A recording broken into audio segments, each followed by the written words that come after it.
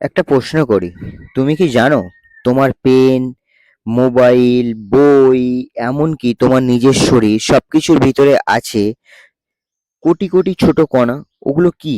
পরমাণু। কিন্তু পরীক্ষায় শুধু নাম জানলেই হবে না, জানতে হবে ইলেকট্রন কোথায় থাকে, প্রোটনের কত চার্জ, নিউট্রন কি কাজ করে, বোর মডেল, রাদারফোর্ড এক্সপেরিমেন্ট, আর সেগুলো থেকেই আছে 90% পরীক্ষার প্রশ্ন।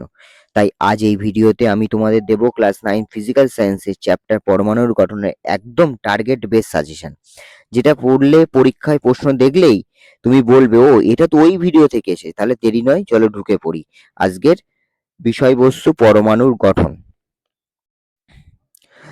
1 নম্বর কোশ্চেনের জন্যে যেসব কোশ্চেনগুলো ইম্পর্টেন্ট আছে 1 নম্বরের জন্য, সেগুলো হচ্ছে: পরমাণু কাকে বলে? প্রোটন, নিউট্রন ও ইলেকট্রনের আধান কত? পরমাণুর নিউক্লিয়াসে কি কি থাকে? পারমাণবিক সংখ্যা কাকে বলে? ভর সংখ্যা কাকে বলে? সমস্থানিক কাকে বলে? কে এল এম খোলকে সর্বোচ্চ কতটি ইলেকট্রন থাকে?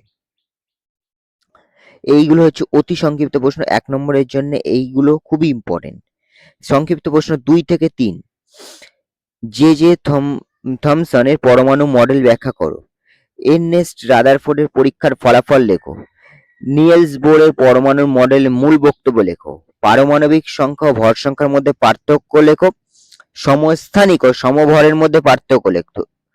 একটি পরমাণুতে প্রোটন সংখ্যা 8 ও ভর সংখ্যা 16 হলে নিউট্রন সংখ্যা কত? এই যে কোশ্চেনগুলো বললাম, এই কোশ্চেনগুলো 2 থেকে 3 নম্বরের জন্য খুবই ইম্পর্টেন্ট। এবার হচ্ছে বড় প্রশ্ন 5 নম্বরের জন্য কোন কোন কোশ্চেনগুলো ইম্পর্টেন্ট এক নজরে দেখে নেই। রাদারফোর্ডের আলফা কণা বিচ্ছুরণ পরীক্ষা বর্ণনা করো। বোরের পরমাণু মডেলের সাফল্য ও সীমাবদ্ধতা লেখো। ইলেকট্রনের বন্টনের নিয়ম ব্যাখ্যা করো। সমস্থানিকের ব্যবহার লেখো, যেমন চিকিৎসা ক্ষেত্রে। এই 3টে কোশ্চেন 5 নম্বরের জন্য খুবই ইম্পর্টেন্ট।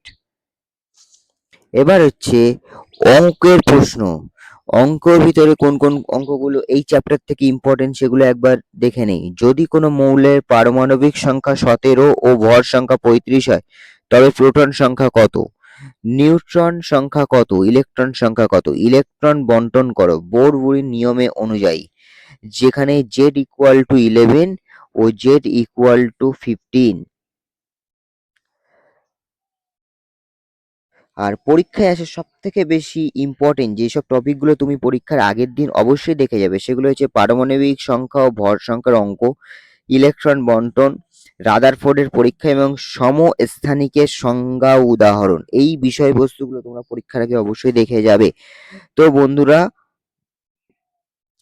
আজ আমরা শেষ করলাম ক্লাস 9 ফিজিক্যাল সায়েন্সের চ্যাপ্টার পরমাণুর গঠনের সবচেয়ে গুরুত্বপূর্ণ সাজেশন। এখন যদি তুমি এই প্রশ্নগুলো 2-3 বার ভালো করে পড়ো, তাহলে সবই তুমি কভার করে ফেলবে। আর যদি এই ভিডিওটা তোমার পরীক্ষার কাজে লাগে, তাহলে এখনই লাইক দাও, কমেন্ট করো, সাবস্ক্রাইব করো, কারণ সামনে আসছে আরো সাজেশন ভিডিও।